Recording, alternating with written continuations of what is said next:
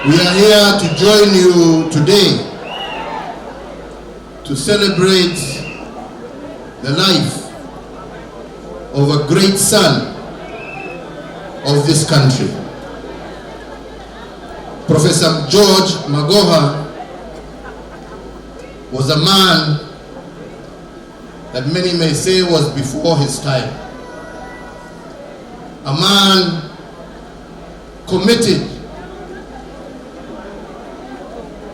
to education, a man committed to enlightenment, a man who neither saw color, tribe, region or country, but saw each and every person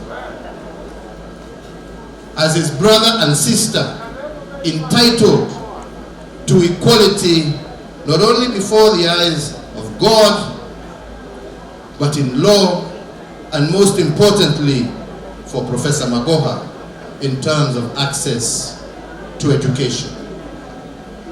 I had an opportunity to work with Professor Magoha. I had an opportunity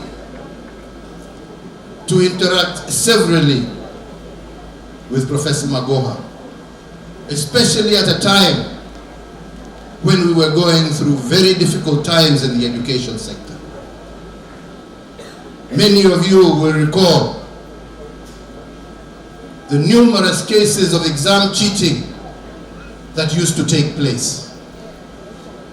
And when Magoha's term as Vice Chancellor of Nairobi University came to an end, I requested him, because of what I had seen in terms of his contribution to Nairobi University, to take on the role of heading the National Examination Council.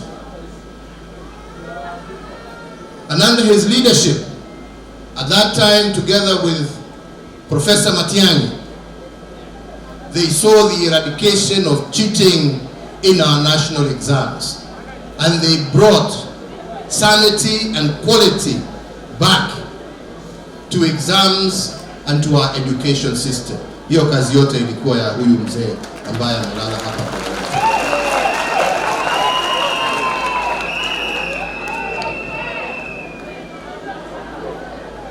As if that was not enough, we continued to work together. When I appointed him as the Cabinet Secretary for Education. And again, a milestone for Kenya under his leadership of the ministry. For the very first time, and the first country in sub-Saharan Africa, Magoha managed to move the transition rate from primary to secondary education to 100%. Kazi ya huyu mzee ambaye amelala hapa. Making sure that no child was left without an opportunity for education. Making sure that no child ended his education in standard 8 because of lack of fees or facilities. That was his commitment to education. That was his commitment to the children of this country. He went further, and as minister working with his colleagues in East Africa, proceeded to work to develop curricula, to develop standards for universities that are now emulated not only in the East African community, but also in other countries like Malawi and Zambia and others who wanted to learn from him. But more importantly, as I said the other day, he also took on the challenge of refreshing our curriculum to make it better suited to help our children face the challenges of the future. And this he did not because of politics, because he believed in it. And if truly what everybody has said here is what they mean, because I have sat and listened to so many eulogies here about what a wonderful man lies before us today, what a great giant lies before us today, then implement what he started and let this country benefit from what he worked so hard to achieve. Less politics and more work.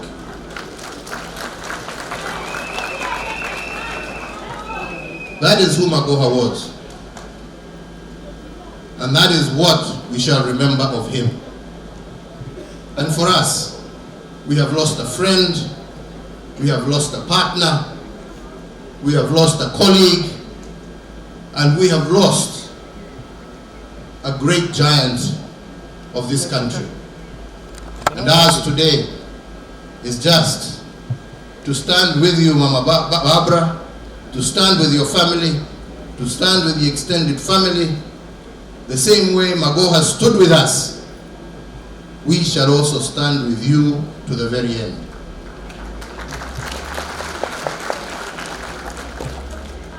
To the people of Gen, be proud to have produced giants such as the one who lies before us. And you are known to produce giants. So musilale, muendelee na kazi, mutuletee wengine. We've come to pay tribute and farewell to a great Kenyan. And I want to say without fear of contradiction that right inside that coffin lies a great man. We have come because of the tragedy that has befallen us. Shakespeare said in Julius Caesar that cowards die many times before their death, but the brave do not taste of death but once. So let it be with George. A lot has already been said about George, and I want to basically confirm that everything that has been said about George is true. He excelled academically, but he was a very, very humble person. Humility was his way of life. He recognized everybody. Some people say that Magoha was arrogant. I say no. Magoha was just a straight talking person. And if people don't like sometimes to hear the truth, you will say it the way he's saying it. You love it or not, but you say it. And he has excelled, as you have seen, wherever he's been, wherever he's gone to. That's why when my brother one time asked me, what do you think about this man? Do you think he can make a good minister for education? I had no hesitation saying, yes, this fellow will not disappoint you. And indeed, as the president is going to confirm to you, he did not disappoint in that position. He has done a lot of things in his career as a medical doctor, as a teacher, and as a minister. So all those are actually recorded there. I don't want to repeat them. But it was something that people were actually, some of his colleagues around saying, oh, Magoha is not helping us. He's not helping the Luos in the field of academia. Magoha would say that, look, I don't need to help Luos. The only way I can help Luos is ensuring that there is a level playing field. There's no cheating in examinations. And then the Luos will excel. Given opportunity, equal opportunity will excel.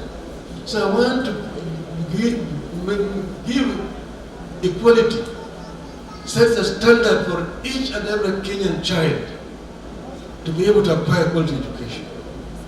And this he did very well. So I am proud to have been associated with Magoha.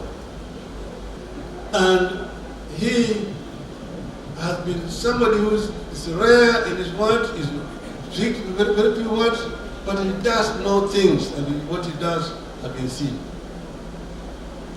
That's why I'm happy that so many people have come today here to witness his last wedding. And we've given an honor that is given to a Luo hero.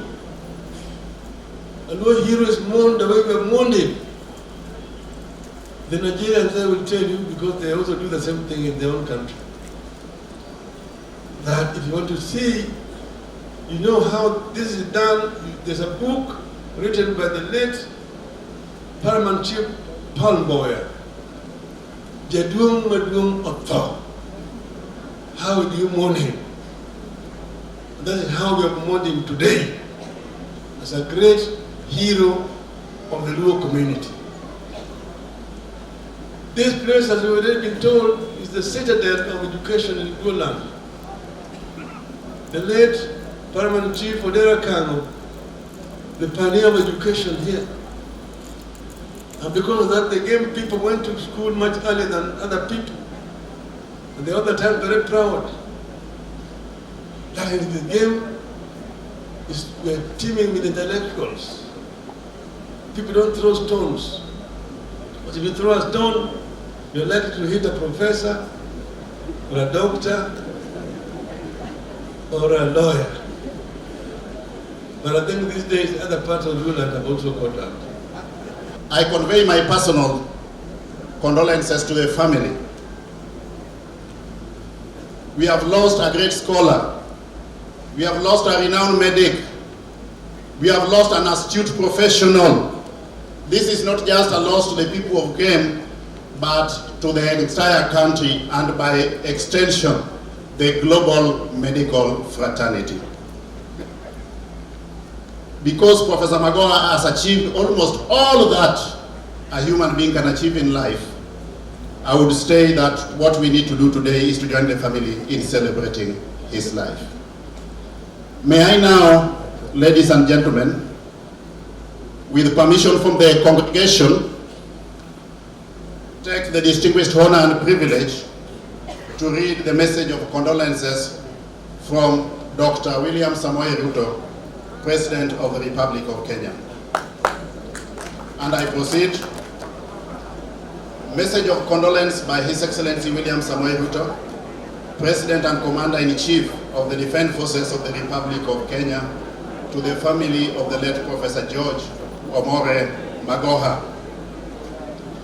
To Dr. Barbara Magoha, your son Dr. Michael Magoha, the extended Magoha family, and to the entire community of Umira village and Nyamninia, to the wider Nyanza family, and to the people of Kenya who are touched at a personal level by the reason we are here today. I received the sad news of the sudden passing on of Professor George Albert Omore Magoha on 24th January 2023 with total surprise and disbelief. I wanted to believe that it was fake news in the post-truth times that we live in today. I tried to wish it away as a bad dream, but it was neither fake news nor a passing bad dream. We are all therefore slowly coming to terms with the harsh reality. The cruel hand of death has plucked from our midst one of our finest. We have lost an amazing person whom we have variously known as a colleague, a friend, a relative, a role model, and a mentor. Accordingly, we join the Magoha family here today for the final send-off. We have come here to bid farewell to a fallen national hero. Our departed friend has been the kingpin of this family and an icon for the rest of us. It is most difficult season for the family and friends, ladies and gentlemen, and I join myself with the Magoha family in your mourning. First of all, I want to apologize to the Wananchi about what happened yesterday when there was a little fracas when I went into the home. Some people don't know that it's a Luo custom that when the widow opens the gates, the mourners are allowed to enter and mourn. So the gates were closed, and I could understand the pain of the mourners. And I'm extremely sorry for that.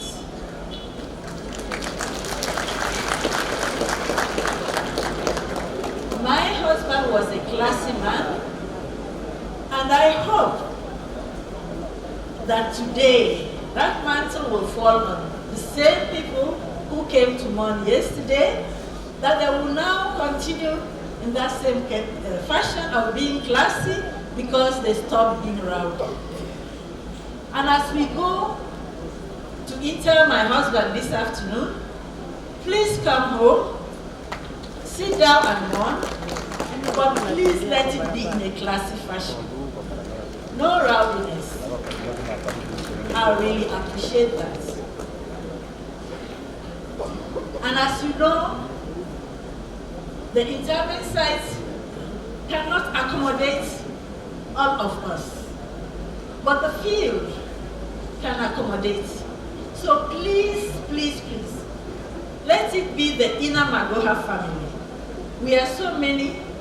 In Africa, we don't count children, but the Magohas are huge enough to feel where the gravesite will be.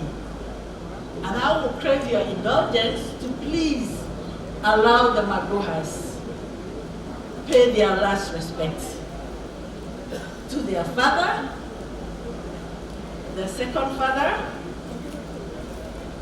a friend, and a confidant.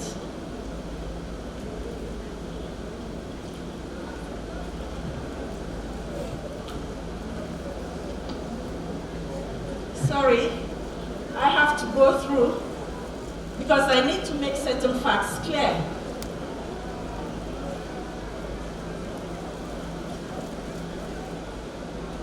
Some cultures are good, and some things we have to eliminate. And there are others, as time goes by, we'll have to give up. There's a saying in my language that says, if nobody gives you advice, look around and advise yourself. That's the only way you can grow. People were upset, some astonished that I did not wail and cry to enter the home. Sorry to let you down. My new position in the family does not give me such privilege to do public display of emotions.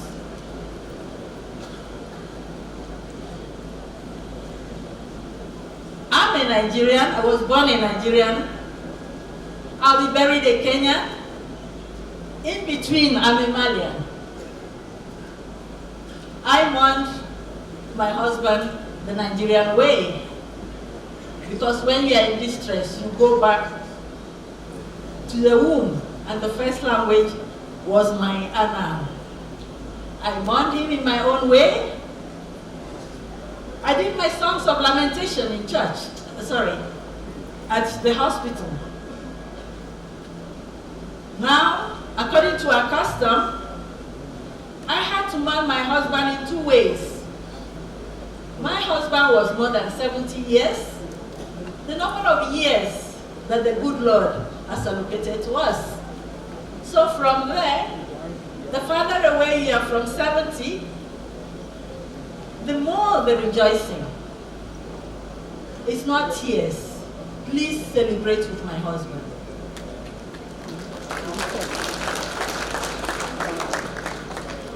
I brought him home as the custom. As the new head of the home, I had to welcome him and receive his blessings. They say dead men, they see and they hear. And he heard me, he saw me. They say my husband does not smile, but everybody who has seen him knows that that's a smiling face that has left the world. And that's what I want people to remember. He smiled as he gave hope to the hopeless. It's not the certificates, it's not who he was, but what he gave. People wondered what gave him strength. When he had a Kikuyu woman holding his hands and praying, a Kalenjin holding his hands and praying, and all he's asking is, what is he saying? They say, God bless you. And he would stop whatever he was doing to receive those prayers. Those were the things that gave him courage. Those were the things that gave him strength. He didn't have to take multivite for them. That was just his multivite. And I remember during COVID, that was the most trying time for our family, a family of doctors. And I told him, if this is the way we are supposed to go, there's nothing anybody can do about it.